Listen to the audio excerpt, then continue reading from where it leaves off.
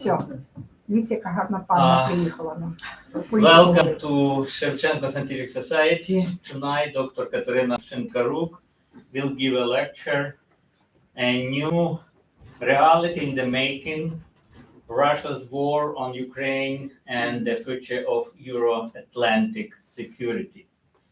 Dr. Shynkaruk is a senior lecturer at Texas A&M University's Bush School of Government and Public Service in Washington, D.C., where she teaches courses of East European politics, European security, and international relations theory. Dr. Shynkaruk is a non-resident scholar at the Carnegie Endowment for International Peace. She has over 15 years experience of working in academia with think tanks and diplomatic missions. In 2016-2022, she taught at the International Relations Department of the National University Kyiv-Mohyla Academy in Kyiv, Ukraine. Her research interests cover Ukraine's foreign and security policy, European security, and the role of ideas of international relations. She holds PhD in Global Political Affairs 2011 from National Taras Shevchenko University of Kyiv. In 2013-2020, during a critically important period in the US-Ukraine relations, Dr. Shynkaruk worked as a political analyst at the US Embassy in Ukraine. She received several high-level awards from the Department of State, including Superior Honor Awards 2018. Welcome, Dr. Shynkaruk. Thank you very much for such a warm introduction and warm welcome. It's really my pleasure today to be here and to speak to Ukrainian community, to Shevchenko Scientific Society here in New York City. The conversation we are going to have today combines perspectives that I have developed as both working in academia, working as practitioner in policy world, and as Ukrainian, who has been witnessing all these developments also with my own eyes. And so hopefully we will have today a conversation rather than just a talk of mine. So I will present my framework of analysis of how Euro-Atlantic security has been affected by Russia's invasion of Ukraine, which allowed actually all of us, but primarily international politicians, to speak about a new security reality. And so I wanted to, first of all, give you an overview what the Euro-Atlantic security order showed, what kind of vulnerabilities have been exposed by Russia's invasion. How did we get there? If we are talking about a new security reality, so what was wrong with the old security reality? And of course, how do we improve that situation? How do we create a new security order in Euro-Atlantics that would be actually sustainable and resistant to similar type of challenges that we are currently facing? And finally, but most importantly, I suppose for today's conversation, is what security arrangements for Ukraine could be extended, how to protect it from future invasions. So, speaking a little bit in retrospective, I would like to start from the question of how the security vacuum in Eastern Europe was shaped.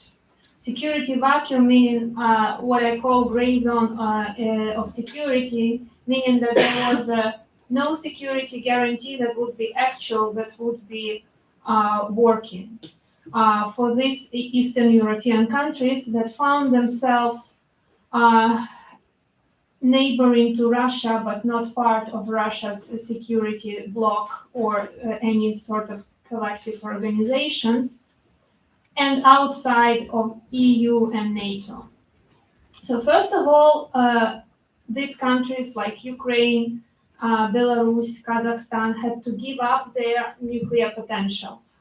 In 1994, we remember the denuclearization was the priority of the US administration immediately after the collapse of the Soviet Union. And that was basically a priority issue that dominated bilateral agenda between Ukraine and the West. And Ukraine gave up its nuclear weapons and had received not just Budapest Memorandum of 1994, but actually official, not just international legal, but political recognition of its independence. This was at stake. Another component of this security gray zone emergence was how the new Europe was shaping up with a new division line emerging, with the Central European countries like Poland, Baltic states, joining NATO, joining European Union, and by 2004, countries like Moldova, Ukraine found themselves bordering with European Union members, but without any clear prospect of joining EU or NATO. And this is what basically drew a new division line in Europe. Finally, when it came to some sort of prospects of integration, both European Union and United States were developing their policy towards the region based on the principle Russia first. So the relations with Moscow were of priority, and oftentimes relations with Ukraine and other Eastern European countries were the function of this priority of working together with Moscow on global agenda. And therefore, there is even this notion of Moscow factor, which has been developed. The factor that had been playing a significant role in US administrations, irrespective of who was the president, there was a consistency of keeping Moscow like factoring in while developing policies towards Ukraine and other post-Soviet countries. This had been taken to the scale of actually not seeing other countries outside of post-Soviet Russia, and oftentimes interchangeably using the term Soviet Union and Russia, which could be, acceptable to a degree, in colloquial use, but that was used in analytical policy worlds, which had obviously very significant implications. Finally, what added fuel to the fire was Russia not receiving any significant signals of unacceptability of its land grabs and military invasions in its neighborhood, starting with Chechnya, but particularly in 2008 and 2014 with the war in Georgia and war in Ukraine. So the case of Ukraine basically has shown that although there was potentially an attempt to deter Russia, it turned out that the deterrence failed, and it was escalation that actually resulted in these policies of seeing Ukraine through Russia first lenses, of not seeing basically Ukraine on the global map until 2022, and on the European map it's emerged in 2004 after the Orange Revolution, but again, because it had been surrounded by EU member states. and had immediate borders with the EU. There were ambiguous signals and with regard to membership in the European Union and NATO, and there was no strategic vision, which was a critical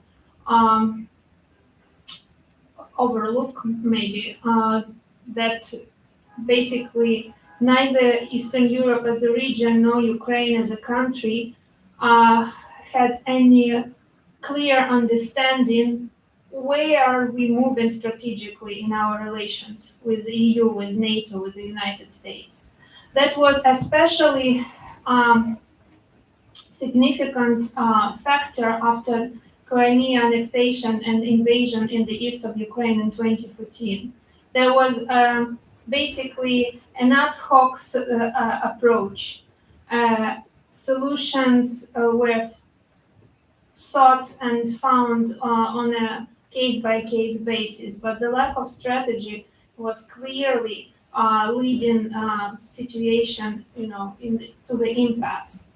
In 2022, Russia's invasion of Ukraine actually turned out to be a very costly reality check that this Euro-Atlantic security order and the security gray zone in Eastern Europe actually emboldened and to a degree provoked Russia's invasion, at least enabled.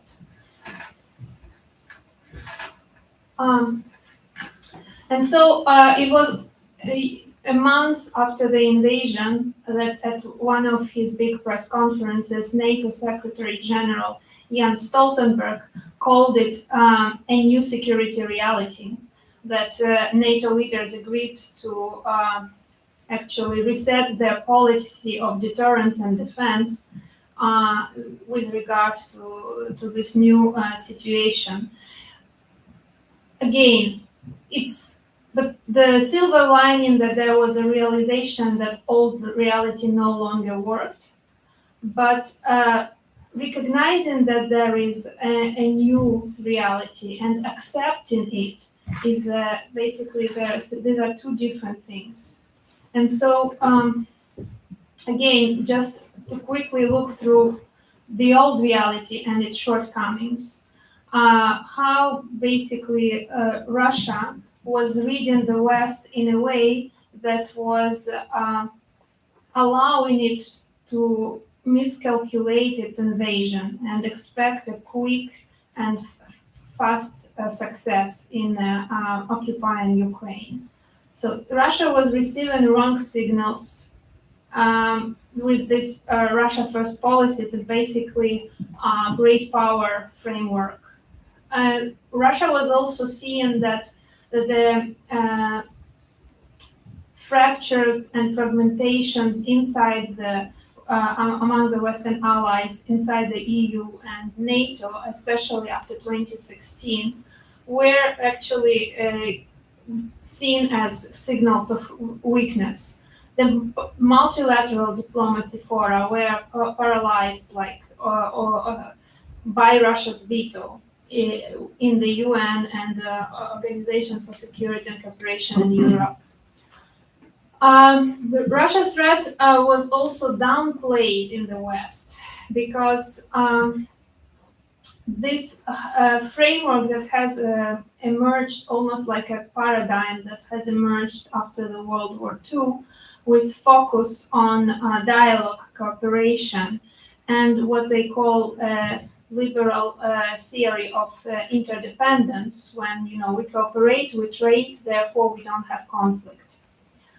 That was heavily overestimated in Europe. Germany is the first example of this. Finally, there was also an important shift in the European Union self-identification and culture about postmodernist, postmaterialist, soft security emphasis on hybrid threat rather than outright military invasion. This can be explained by multiple factors, including that having NATO umbrella, European Union could afford itself to be soft power, while the hard power was taken care of by US and NATO.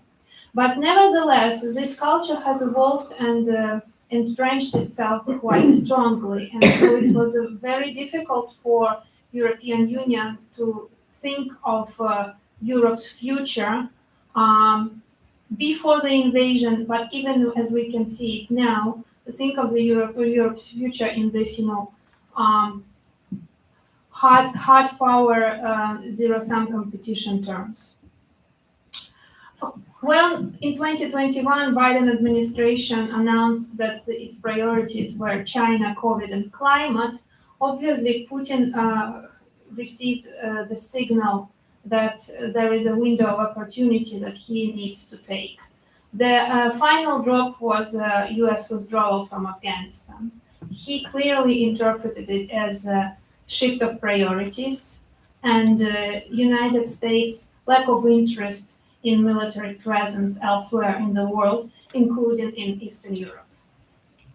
Final factor that I will list here in terms of sending Putin wrong signals, I would say that Putin's behavior in the West was also misinterpreted.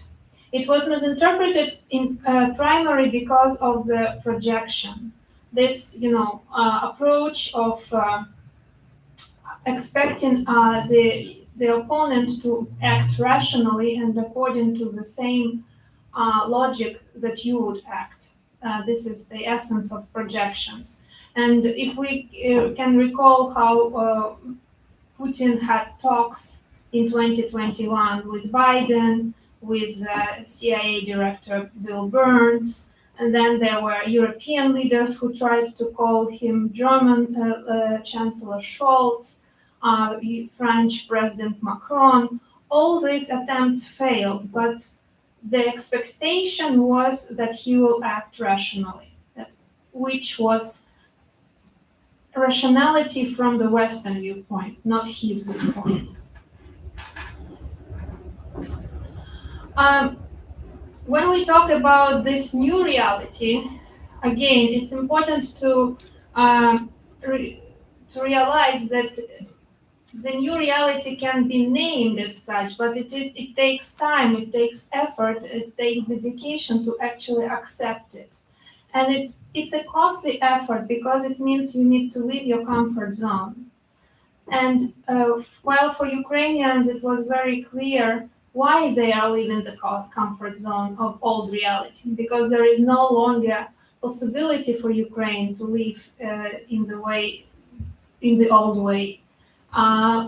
It was still a formula that had to be proven to those Western societies that had not been exposed to Russia's invasion in the first hand. So this incremental approach, which we all oftentimes hear about, that Ukraine doesn't get sufficient weapons in sufficient amount, they can hold too slow, too little.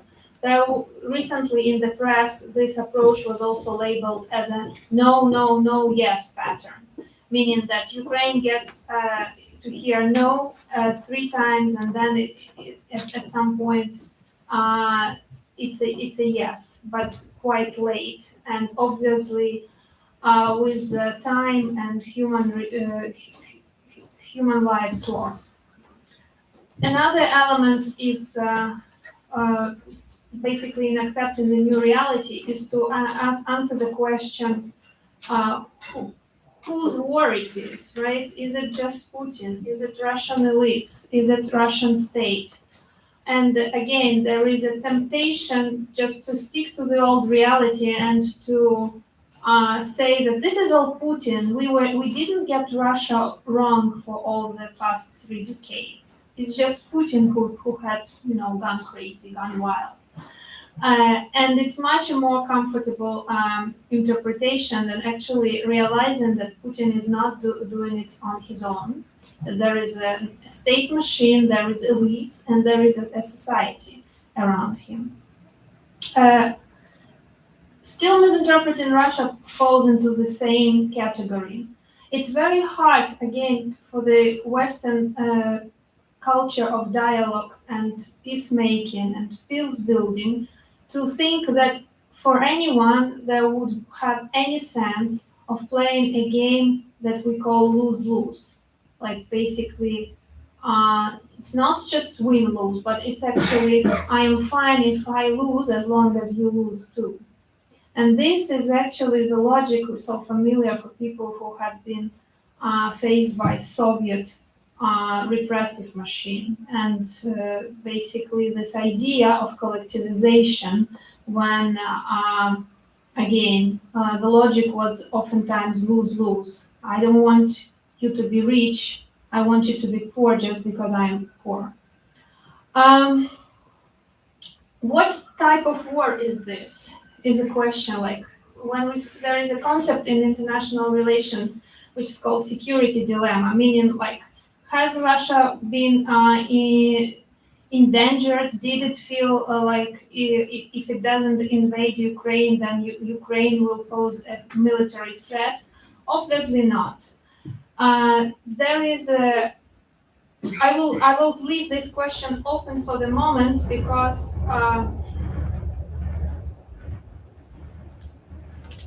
I would like us to address it a little bit later. But it is important actually to remember what were the subject and the main question discussed during Russia talks with NATO Secretary General and with US leadership in 2021, when the proposal was actually to divide Europe in two blocks to avoid the invasion. And finally, we often hear Ukraine crisis, and I should just emphasize, I'm sure that you have heard about it already earlier, but just to emphasize that that's the language that actually Putin uses. Putin says the Ukraine crisis. So this is already a good reason not to call it this way. But the crisis framework also makes automatically think that there is a peacemaking or crisis management approach that could be helpful, which is not the case with Russia's war of aggression and, as we say, unprovoked war of choice. Again, when we're speaking about this new reality, it means there are uncomfortable things to accept about it. And there is also, it requires courage to answer directly the question, what is the end game? How do we address this new reality? You know, there is a claim that by Russia's invasion of Ukraine, Putin has hacked the old world order. So if he hacked that world order, how do we mend it? And if we mend it without, you know, a clear-cut strategy or plan, is it actually sustainable? The reason why I put the fear of victory in the title is because this is oftentimes something that is not mentioned, specifically because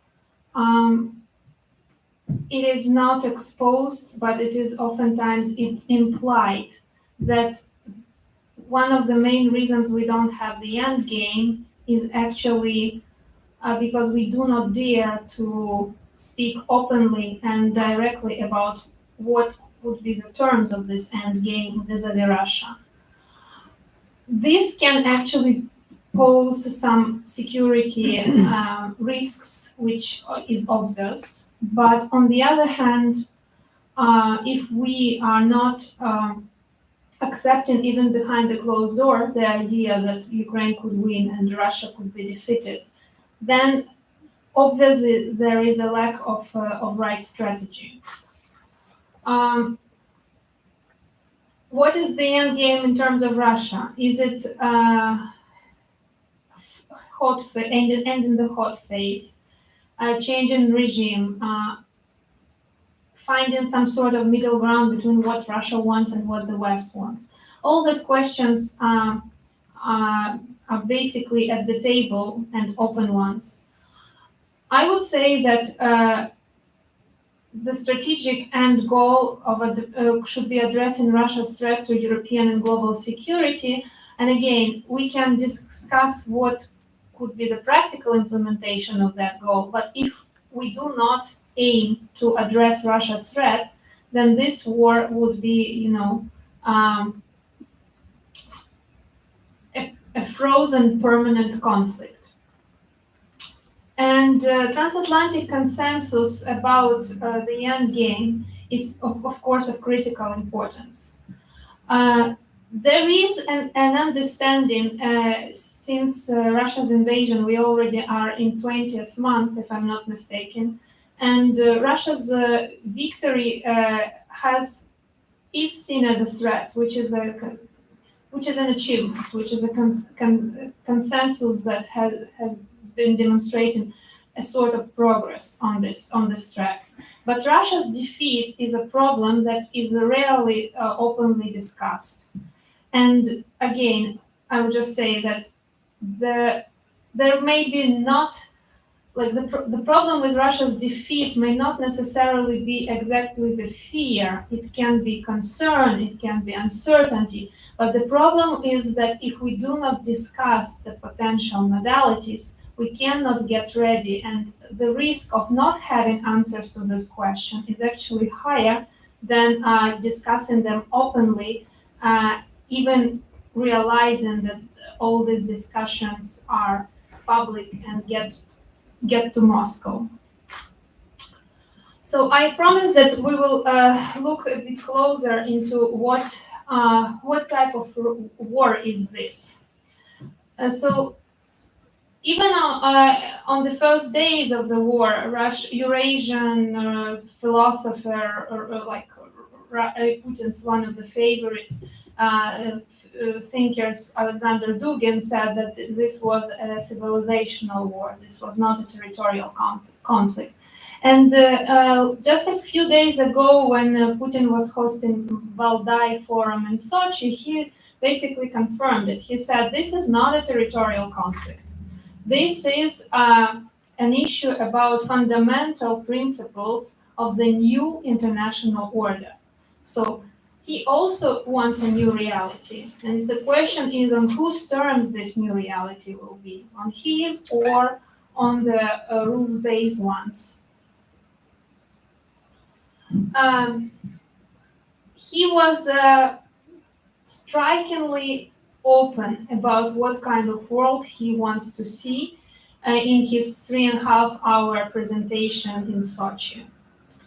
I looked carefully through all these conversations and basically pulled up this list of major principles that he wants to see in the new security reality. So first of all, it's the decay of the liberal order, Western-led, and a new iron wall in Europe. This is what he wants in practical terms. I will now explain why. So he speaks about Russia as a civilization state. And Russia as a civilization state should be one of the poles in this multipolar world where these civilizations will cooperate. At the same time, he hopes that nationalist and left movements in the West will override the liberal agenda. And this will be decay of the liberal West and also US leadership in the rules-based order.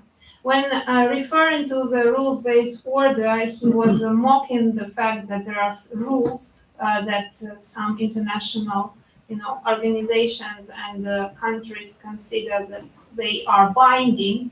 And he actually addressed United States with the question, who do you think you are? That you set the rules and then you preach us how to live. This was actually the common denominator for many countries of the global South, and the rhetoric really reminds of the Communist International, which a framed as 2.0. Basically, an anti-Western coalition with all the countries who feel like their grievances have not been taken seriously in the West. And this "who do you think you are" resonates to all of them. But this is a painfully familiar picture for all of us who have been exposed to the Soviet Union and its culture. There is a nice rhetoric of international solidarity, but look what it means in practice. When he was asked about Russia's European roots, he said, well, we claim to be now the owners of Christian civilization. Europe had given up on its Christian roots. And we believe that civilizational boundaries have to be maintained, meaning that it's a treason, and he said a disgusting treason, to leave one's own civilization, which means in practice again that instead of recognizing that people have agency, that Ukrainian people have agency and free will to choose whether they want to be in Eurasian civilization or they want to move westward, they actually have to stay within this rigid civilizational boundaries.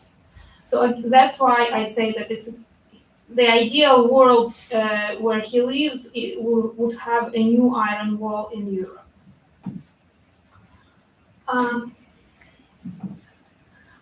Who of you is familiar with the tale of the fisherman and the fish, which is a folklore tale, but it was recounted by Alexander Pushkin? So you know this tale, or you don't? Okay, I will very quickly recount the idea.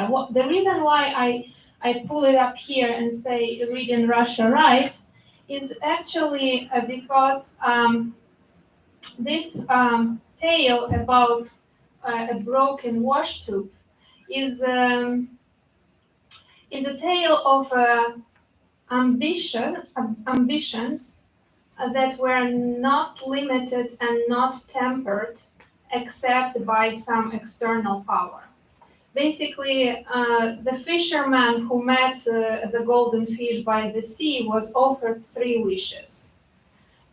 In the first round, he asked to improve the living conditions of his wife and their housing conditions. And when he returned, his wife was not happy that she is not the queen and she is not the ruler of that land, because that's what he should have asked for. So in his second round of negotiations with the fish, he received a royal status for his wife, palace, and interestingly, he was a slave in this palace. But that was not enough. The ambition went further. The final wish that his old lady asked him to convey to the fish was to become the master of the ocean and that the fish would be her slave. And we know that when the fisherman returned to the old lady in the third round, he found her in the initial condition with this broken wash tube.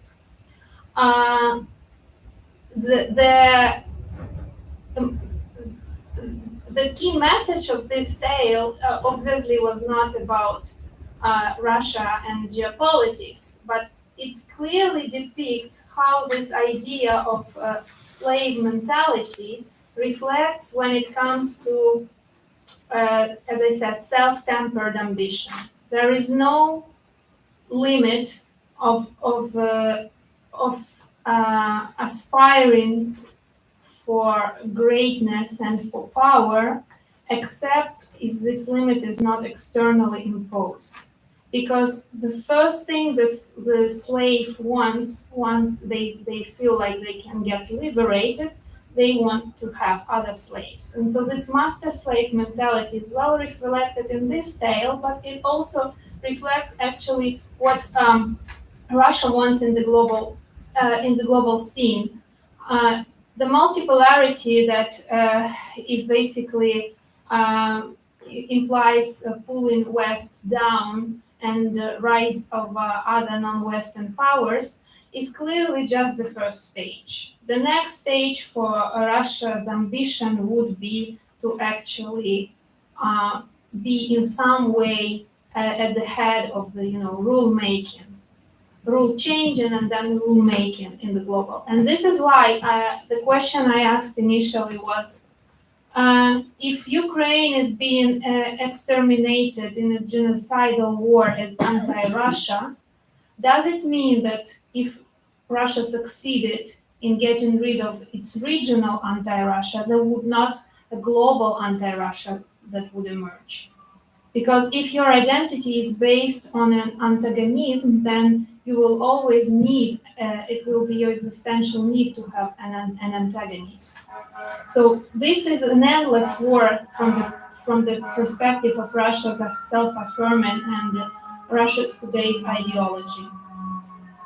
Now, what the victory looks like for Ukrainians? Unfortunately, this was a very interesting and very recent, as of July 2023, polling, which was not available in English. So I basically did some very quick translation of it.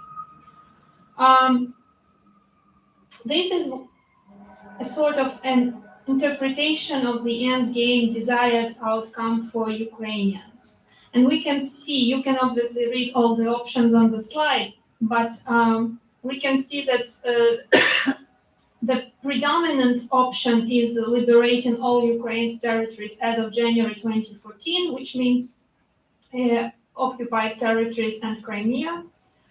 And another second best option is actually the one that includes the first one, but also expands it to depleting Russia's army and basically creating conditions for its disintegration.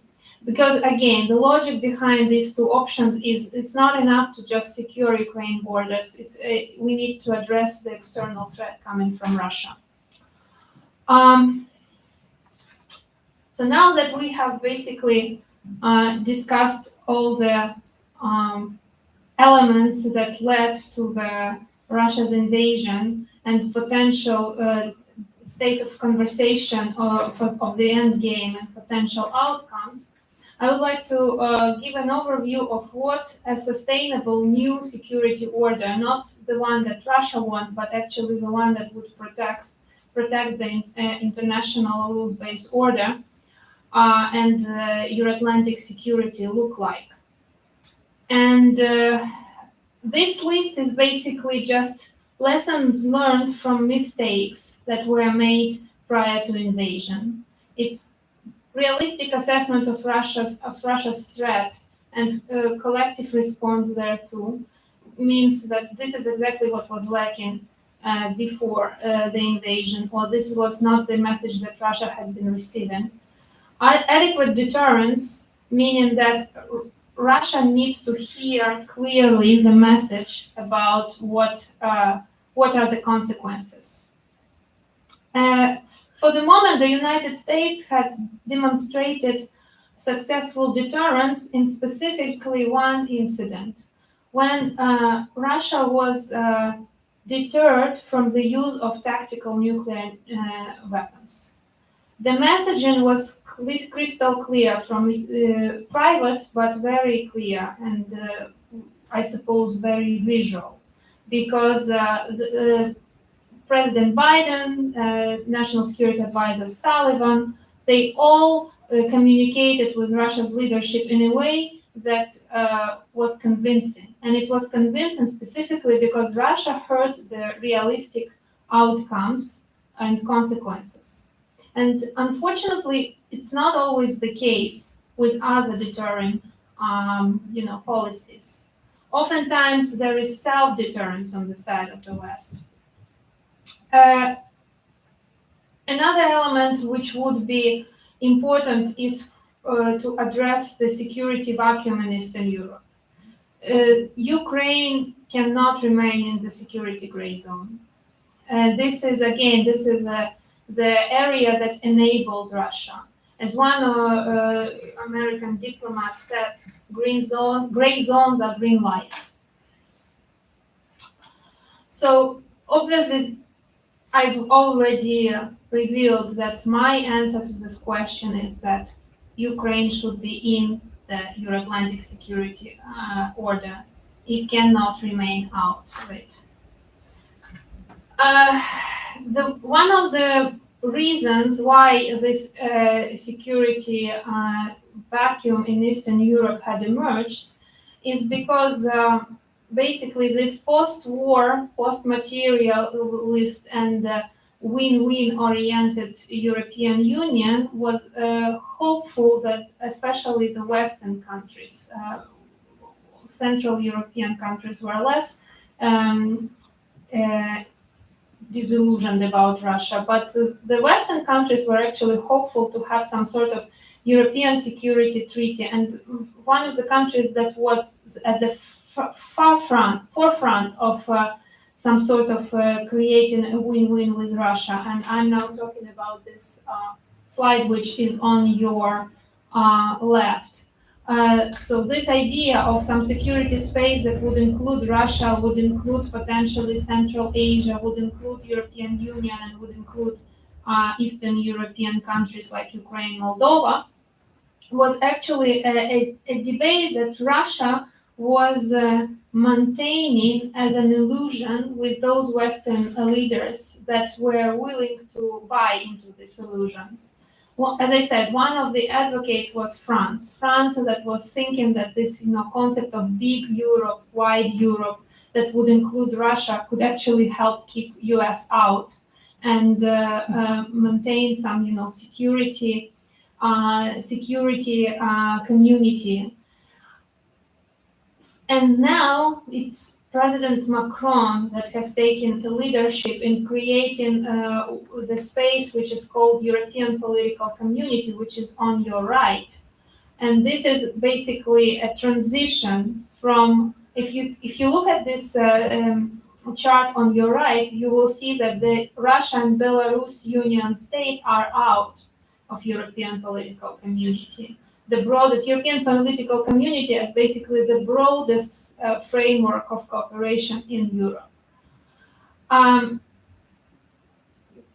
Obviously, this is only just the starting point. We cannot say that this is sufficient to address the European security order, but what is important, and my key point for this chart, is to say that, well, Russia can no longer be part of any European security or transatlantic security arrangement. It's just this win-win opportunity is lost, and hopefully this illusion has, been recognized.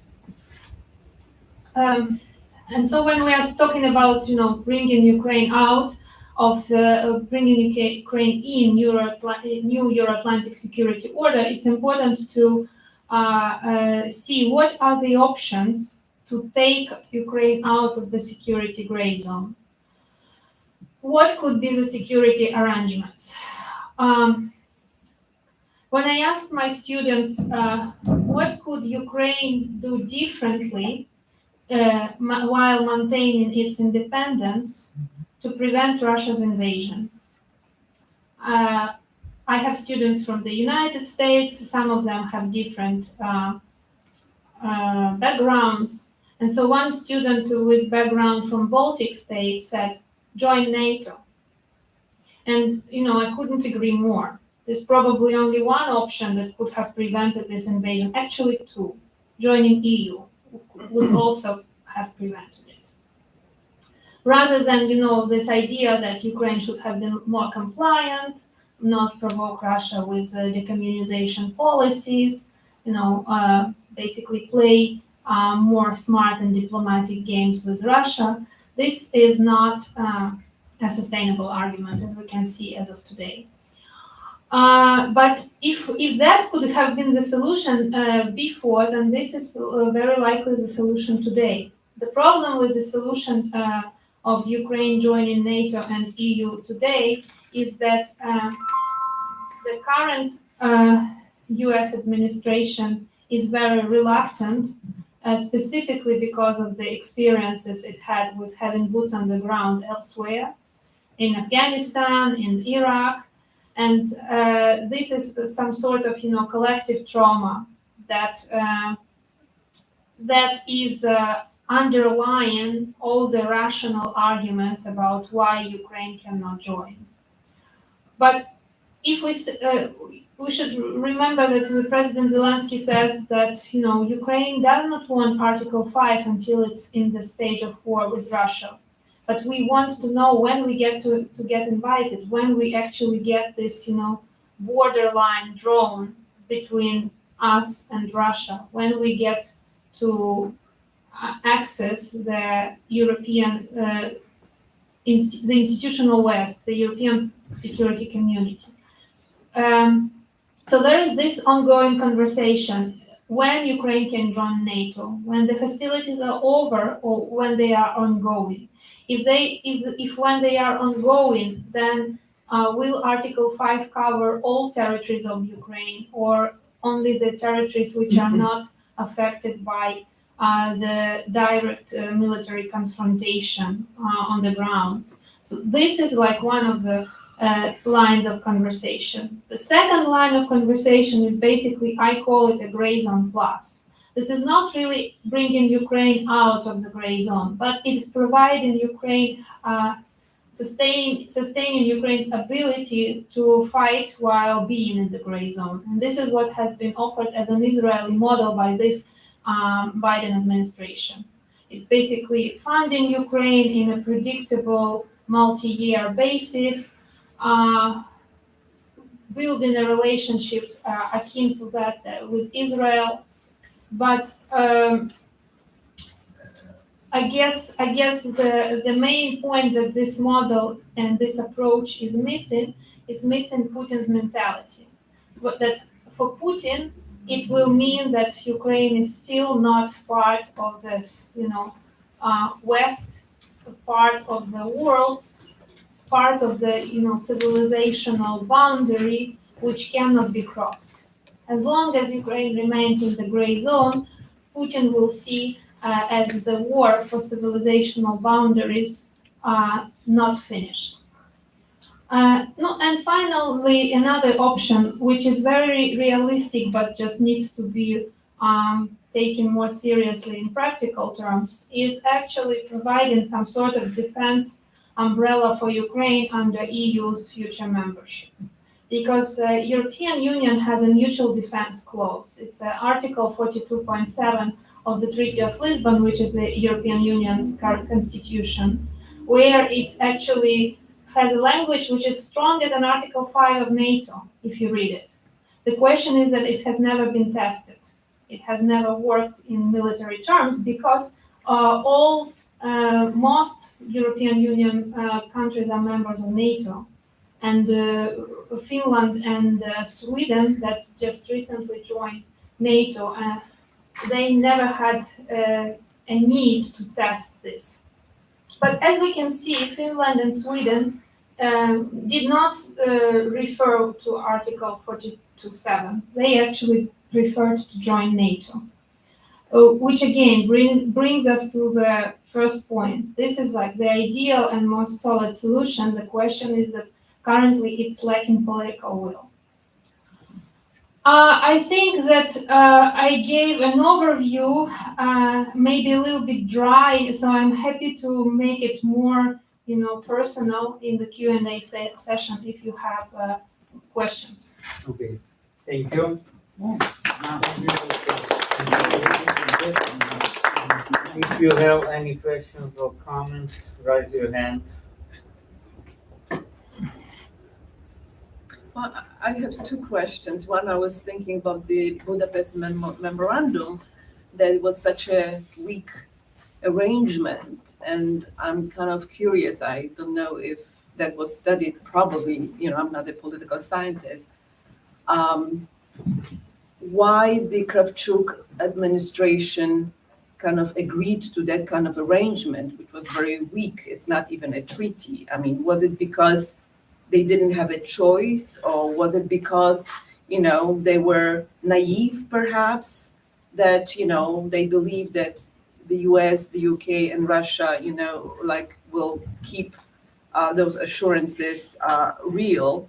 So that's one question. And the other question, clearly everyone thinks and knows that if Ukraine would be part of NATO and EU, this war would not happen. But we know how difficult it is to get there, even now, right, with all those promises, So I think no one really thinks logically, like including your student, would doubt that this is the best solution, but how to get there, it's an open question, right? Even though EU kind of promised now Ukraine is the candidate, but with NATO, it's probably a more problematic thing. So these are my questions. So just to clarify, what is the question in your second comment about NATO and EU? Could you use the Well, it's Oh, just, sorry. how do we get there? I mean, like everyone knows that that's the best solution, but, Okay. the path to NATO, Pass to NATO. How- One how- question, and yeah, Budapest Memorandum, second question. right? How, why Kravchuk agreed to that kind of arrangement, which is like a very weak, it was not even a treaty, right? It was just a memorandum. I mean, did he have a choice? I mean, was it like because he was so inexperienced to get more, or he didn't have a choice because the pressure was such, just give up those, weapons and. I believe you answered this question basically because, yes, I mentioned this quickly that the pressure on Ukraine to give up on nuclear weapons was actually conditioned to its recognition as an adequate international partner. If you look at documents Ukraine signed, the first documents Ukraine signed with the European Union and NATO, the partnership agreement with the European Union and Partnership for Peace agreement with NATO, they are all dated 1994. And similar as Budapest Memorandum. And Ukraine was actually under huge pressure from both sides, from Moscow and from Washington, to basically give up nuclear weapons whatsoever. We can discuss in more detail why Ukraine really didn't have much of an alternative, but I just, for the sake of time, I will shorten my answer to the fact that there was very little room for maneuvering for Kravchuk, whom I would hardly call an inexperienced politician. And your second question, how do we get to NATO and EU? So with the European Union, the progress of receiving Ukraine's receiving the status of a candidate country obviously was achieved in those tragic circumstances when the first meeting Zelensky held with the European Union leaders was online from his office. I remember that very well because I was in Kyiv back then when he was zooming from his office to European Parliament, and none of us in Kyiv, none of them in Brussels had 100% guarantee that Kyiv will stand.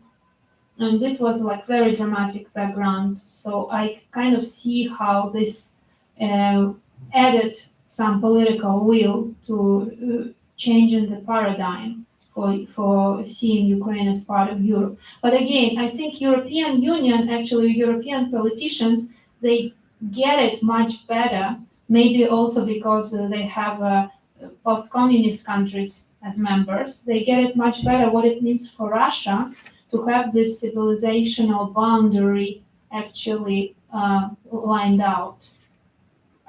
So they actually extended this membership prospect for Ukraine, clearly underscoring the symbolic element of it, the identity-related element of it.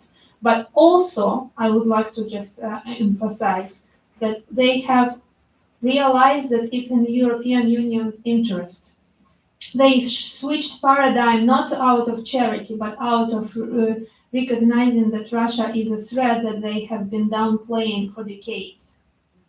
And so I believe that this paradigm shift is still to be taken to take place in Washington. That Russia as a threat had been underestimated, and that Ukraine brings more value added as a member of NATO rather than spending endlessly billions of dollars in providing Ukraine with ability to protect itself outside of NATO. So I think there is a good rational case for explaining why Ukraine should be in NATO. It's just a question: do all these arguments fall on deaf ears, and how do we move like this shift of the paradigm? Yes, my question is a little bit outside today's topic. It relates to UN reform and the possibility for Ukraine getting a seat at the Security Council, if you are prepared to talk about it. I don't think I can speak of it in an informed way. I can only speculate. But I am not ready to speculate about Ukraine in Security Council as a permanent member. I think the reform of Security Council has chances only if it represents, the broader issue of all the flaws and inefficiencies with international law faced not just in Europe but in other continents. And this, in my view, this is like the only chance how the reform of the United Nations could be sold to all of its members.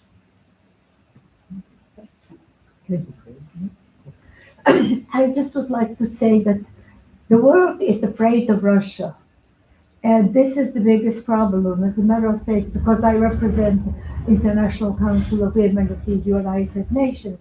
And in mid-September, we had a meeting, and the topic was that politicians and scientists should work together so we would have peaceful world and healthy world and clean air and everything else. And everybody was saying how they should start working. And when it came to Russian diplomat, he said, "We are so perfect. We're so perfect. We don't need to listen to you what you do because we have done everything perfect, perfect, perfect, perfect." And I was disappointed that nobody said a word.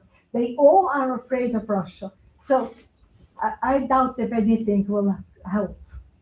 I really do. Unless something happens to Russia or Putin drops dead, then maybe some human being will take over and... Oh, Russia is a threat, I can agree with you. But you see, a lot of Russian people do not like Putin and his policies and so on. So the question is, there is this famous saying which is not very popular in liberal circles, but nevertheless it has proven right through decades, that Russian Democrat ends on Ukrainian question. yeah. Okay. Well, I just want to say another word. We had a meeting in the spring about sustainable development, and at the beginning, when I have been with the UN since 1991, and I always represent myself, Irina Korovitsky, Ukrainian by birth, American by choice. And there was never anybody that questioned that. And all of a sudden, about 15 years ago, what started is that I did say that how I am when I started speaking. And I saw everybody was looking, what am I going to say? But I can't say anything that my president of International Council of Women, that has 79 countries around the world, does not allow me. So in any case, and I always found that following my speech, the woman got up and said, we are Russians and we are the biggest country and we are a perfect country. The same thing that the guy repeated, and they keep on saying that, and people start believing. Well, I honestly doubt that people believe in perfection of any country, but the reason why I put up this Yes. slide when you Yes. started talking about Russia's perfection is actually this, deep trauma of colonial, post-colonial transition, where Russia thinks that the best way to address this trauma is like in this tale of the fisherman and the fish, enslave the golden fish, basically become, superpower among all Right. superpowers. Thank you. Thank you. Thank you. Any more? One more, if I may. Okay. I remember the slide that you had, you put this like Russia's victory is a threat, Russia's defeat is a problem.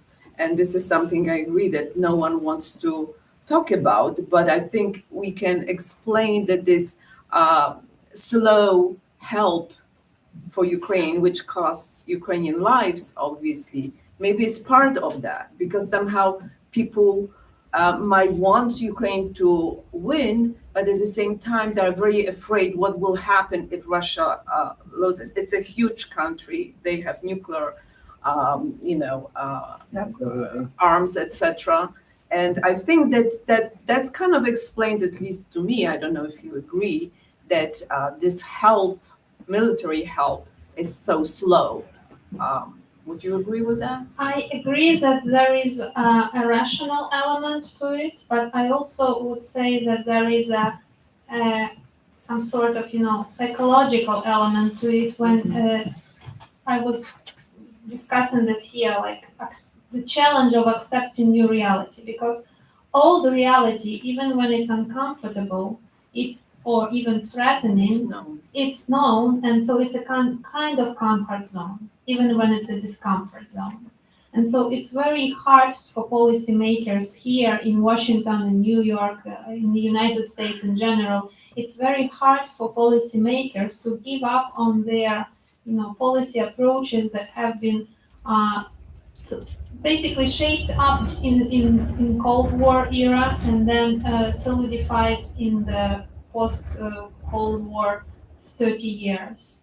And now, again, there is a temptation to see some sort of, middle ground solutions, like blaming it all on Putin and wait until he leaves power, or actually saying that Ukraine should be able to defend itself on its own and we will help, or localizing the conflict, hoping that it will just, disappear. So there is also, while there is a rational concern that nuclear power cannot be attacked in an existential way, there is also a lot of irrational concerns. And my response to this would be, well, you have seen how deterrence works with Russia.